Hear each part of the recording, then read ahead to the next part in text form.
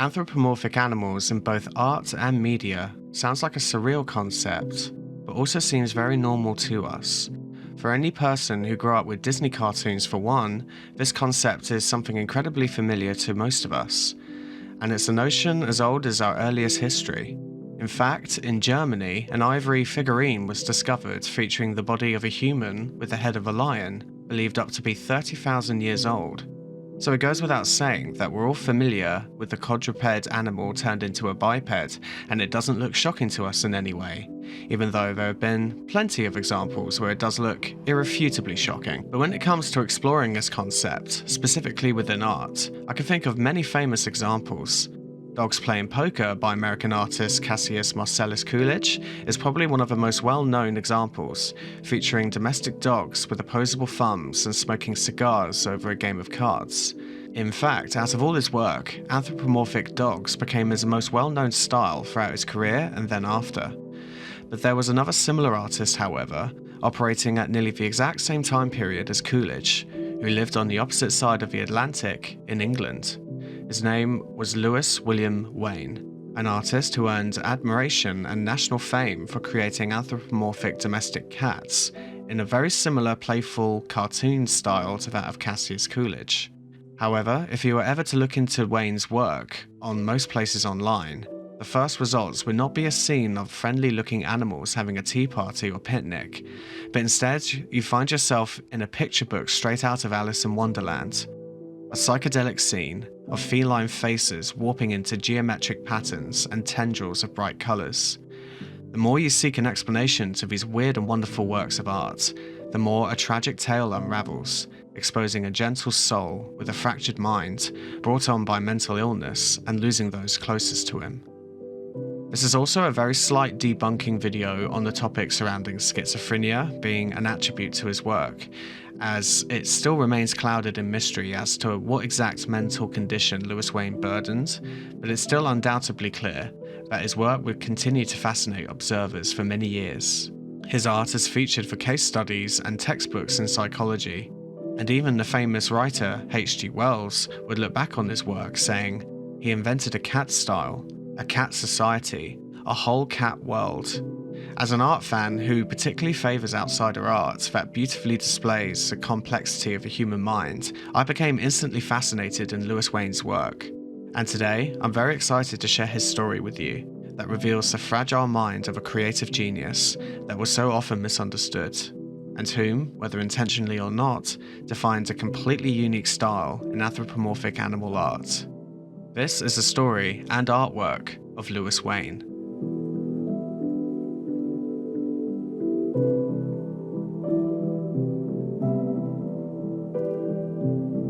On August 5th, 1860, Louis William Wain was born in Clerkenwell in London, England, to his father William Wain, who worked in the textiles industry, and his French mother, Felicia Marie.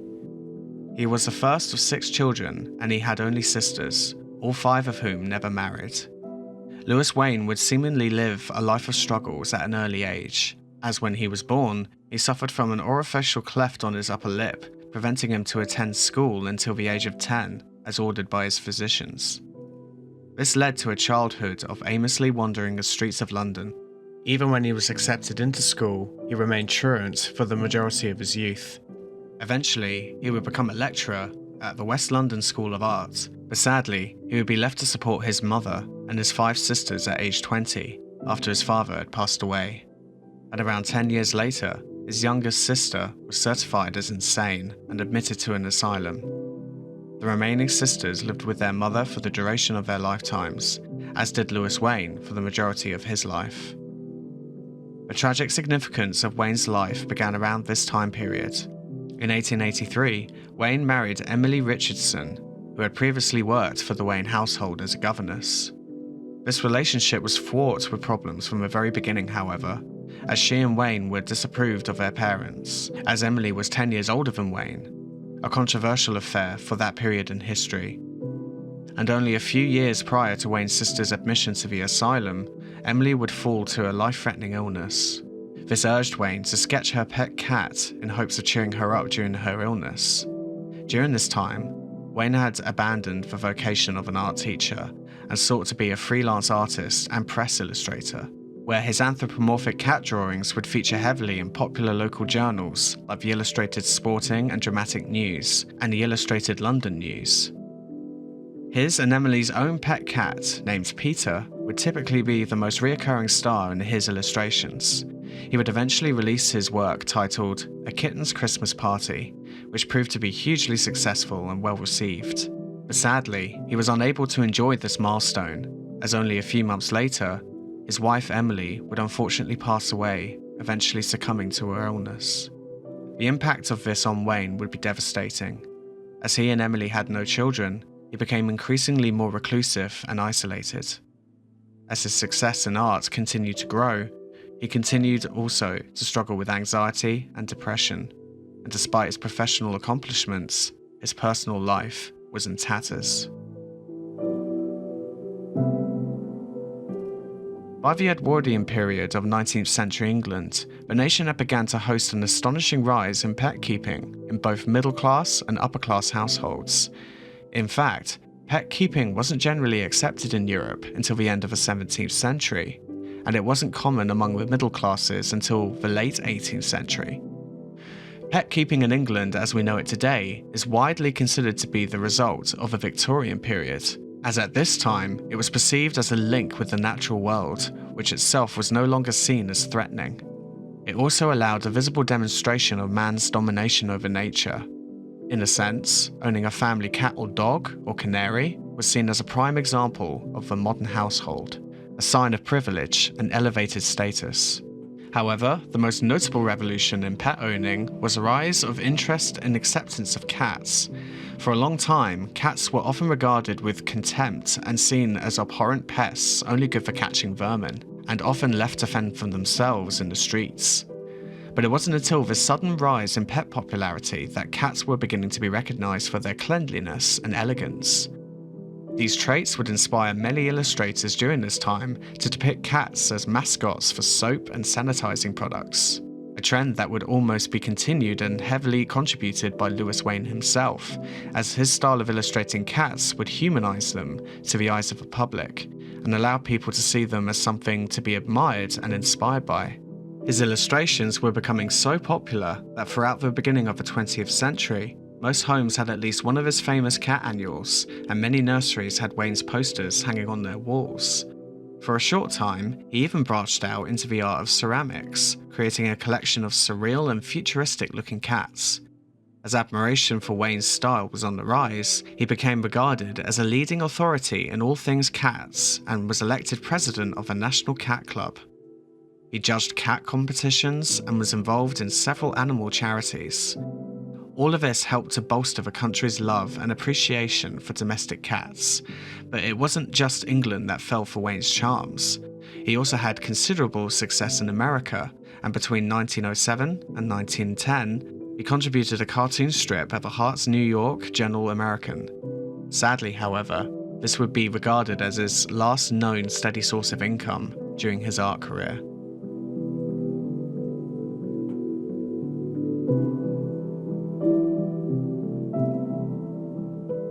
During the later years of Wain's life, his already delicate mind, as well as his talents, were beginning to profit the misdemeanors of his business associates. Wain was undeniably gifted at his work, but he unfortunately lacked any sense of business acumen and was often exploited as a result. Most days he would sell his work outright and rarely would request any form of publishing royalties.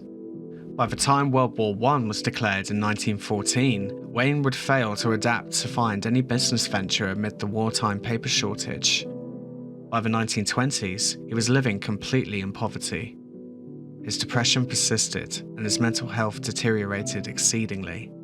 His tendencies became increasingly more violent and erratic. And despite the national respect that he had once earned, he was eventually committed by his own family to the pauper ward of London Springfield's mental hospital in 1924.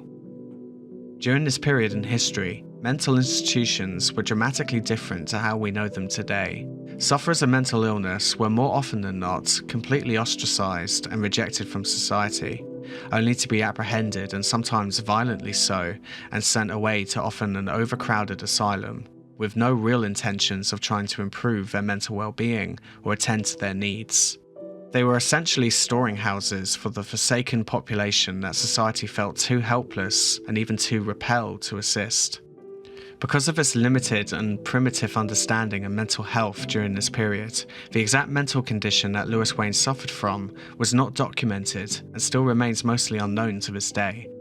Regardless of this, it would not hinder him to continue to create art and experiment with his techniques, and it was during his years of being institutionalized where the famous abstract geometric cats and backgrounds began to surface.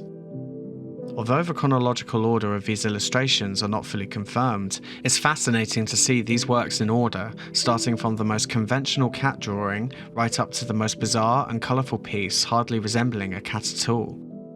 If there was ever a more clear picture to resemble a mind growing more and more unorthodox, then these drawings would certainly come to mind.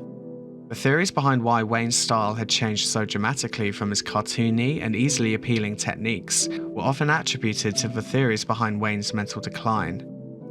According to the book called Psychotic Art, released in the 1960s, it was believed that Louis Wain was an eventual sufferer of schizophrenia due to how abstract and out of character his geometric and brightly coloured cats would appear.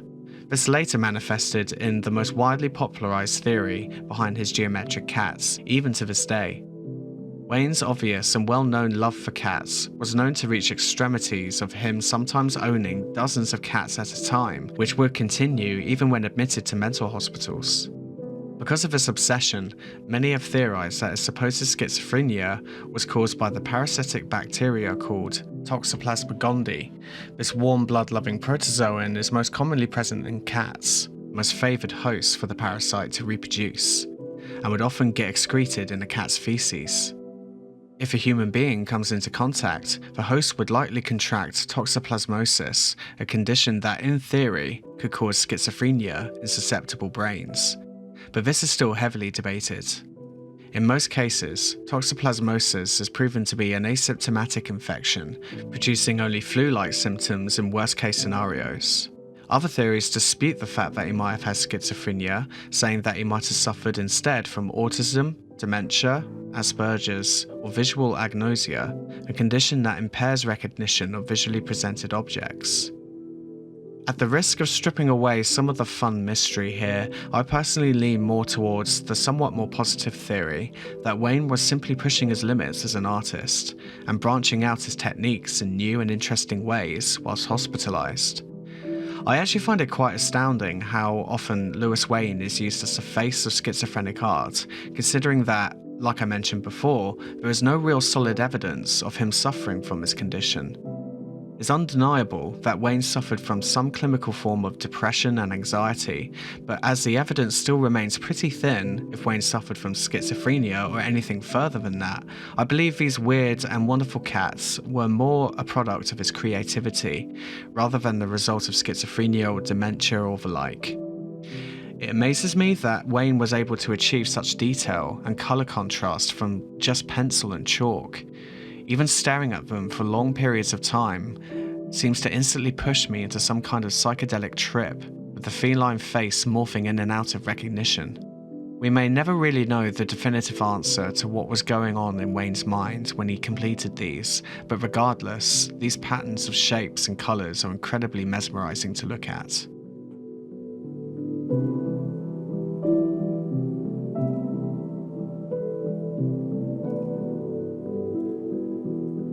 To begin with, many of his friends and associates were unaware of his incarceration. However, in 1925, his situation became well known around the nation. A public appeal was quickly arranged that eventually gained enough attention to raise £2,300, approximately £10,000 in today's money. Even the country's own Prime Minister at the time, Ramsay MacDonald, was able to use the money to send Wain to the Bethlehem Royal Hospital, at the time considered to be one of the best institutions in the country for mental health. 4 years later, he would complete the simple yet bittersweet picture of a cat, more close in familiar design to his earlier work. The cat is smiling playfully at the viewer, with the message reading underneath it, "I am happy because everyone loves me." Wain would continue to live institutionalized for the remainder of his days until finally passing on July 4th, 1939. Wain was buried in his father's grave at St Mary's Roman Catholic Cemetery in Kensal Green in London. There was a fascinating blog I used to reference some of this video that I have left a link for in the description below that talks about a very emotional significance that comes with this illustration. Something is indeed very telling about it, although in a lot of ways it makes me sad to look at, considering that love and understanding was really what Wain struggled to hold on to throughout most of his life. But at the same time, a reassuring part of me feels it almost seems like a personal thank you to those who were there for him during the later years of his life. Perhaps considering the date that it was made, it might have been in direct relation to the support that his admirers tried to provide Wain during this time. This also indicates that there is very little to no evidence that during this time, any kind of schizophrenic condition whilst he was in care had any effect on his style of art, nor did his style ever change permanently. The picture also strikes me as the odd one out in his work due to the fact that he would very rarely include any words or sentences in his illustrations in the foreground. To me, this indicates that this picture was intended to give a very clear message, whether it be a message of hope, thanks, or affirmation to his fans or someone in particular. Again, is something that we will never truly know. But to me, it perfectly encapsulates the mind of Louis Wain, especially near the end. A man that absolutely adored cats, adored making a whole nation of people smile and love cats just as much as him. Someone who was eternally grateful for his admirers and followers, and like a true artist, wanted to portray the feeling the best way that he could, through his extraordinary talent and craft. Leaving us with a legacy that changed not only the way that we look at our feline friends, but also given us new and unconventional ways to portray them in a way that could easily serve as a milestone in the art of anthropomorphic animals as we know them today.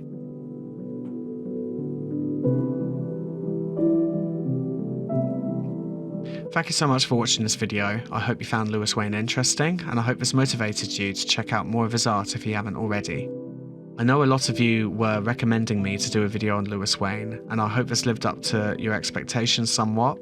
I'm constantly reading your comments, just so you know, and taking constructive criticism on board so that I can grow and improve this channel. So as always, please keep the comments coming, and if you have any ideas for a future video, please let me know below. Again, thank you so much for watching this video, and I really do appreciate your support. Hope to see you in the next one soon. Bye for now.